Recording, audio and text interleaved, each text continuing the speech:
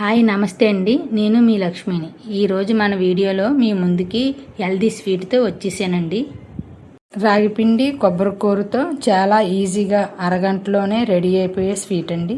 పిల్లలకి హెల్త్కి చాలా మంచిదండి. ఈ స్వీట్ని మీరు మీ ఇంట్లో ట్రై చేయండి.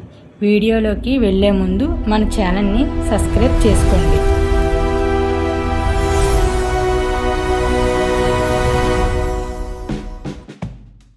ముందుగా గిన్నె తీసుకొని అందులో కప్పున్నర బెల్లం వేసుకోవాలి. అదే కప్పుతో 2 కప్పులు వాటర్ వేసుకొని స్టవ్ ఆన్ చేసుకోవాలి. ఆ తర్వాత బెల్లం మొత్తం అంతా కరిగే వరకు మరిగించుకోవాలి. ఇలా మరిగిన తర్వాత స్టవ్ ఆపేసుకొని గిన్నె పక్కన పెట్టుకోవాలి.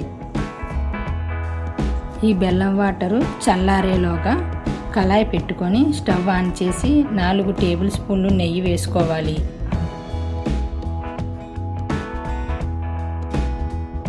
నెయ్యి కొంచెం మరిగాక 4 టేబుల్ స్పూన్లు బొంబాయి రవ్వ వేసుకొని 5-6 సెకండ్లు ద్వారాగా వేయించుకోవాలి.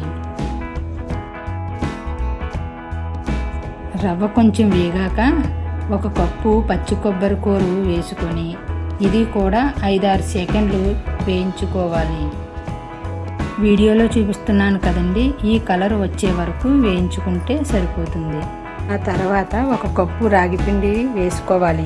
నేను ఈ వీడియోలో చూపిస్తున్నట్లుగా ఈ కలర్ వచ్చే వరకు 2 నిమిషాలు వేయించుకోవాలి.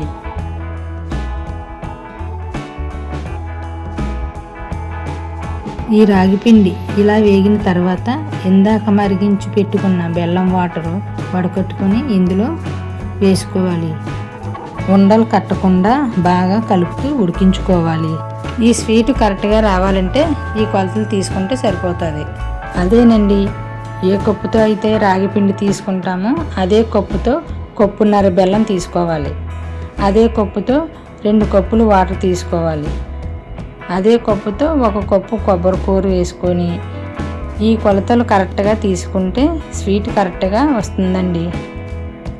ఈ వీడియోలో చూపిస్తున్నట్లుగా దగ్గరికి అయ్యే వరకు కలుపుతూ ఉడికించుకోవాలి. ఇలా కళాయి నుండి సెపరేట్ అయిన తర్వాత 1 టీ స్పూన్ యాలకుల పొడి వేసుకొని ఇందులో బాగా కలిసేటట్టు కలుపుకోవాలి. మొత్తం కలిసిన తర్వాత కొన్ని పుచ్చకాయ పప్పు వేసుకొని కలుపుకోవాలి. ఈ స్వీటు ఇలాగా కళాయి నుండి మొత్తం ముద్దగా సెపరేట్ అయ్యేంత వరకు ఉడికించుకొని స్టవ్ ఆపుకోవాలి. ఆ తర్వాత 1 ప్లేట్లోకి కొంచెం నెయ్యి వేసుకొని ప్లేట్ అంతా రాసుకొని ఈ ముద్దంతా ప్లేట్లో వేసుకోవాలి. ఆ తర్వాత ఇలాగా అంతా సర్దుకొని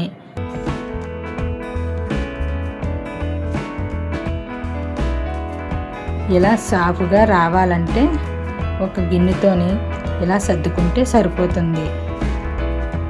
అంతేనండి, రాగిపిండి కొబ్బరి కూర బర్ఫీ స్వీట్ రెడీ అయిపోయింది. ఈ స్వీట్ మీద కొన్ని పుచ్చకాయ పప్పు వేసుకోవాలి. చల్లారిన తర్వాత మనకు ఇష్టమైన షేప్లో కట్ చేసుకోవాలి. ఈ వీడియో మీకు నచ్చినట్లయితే లైక్ చేసి షేర్ చేయండి.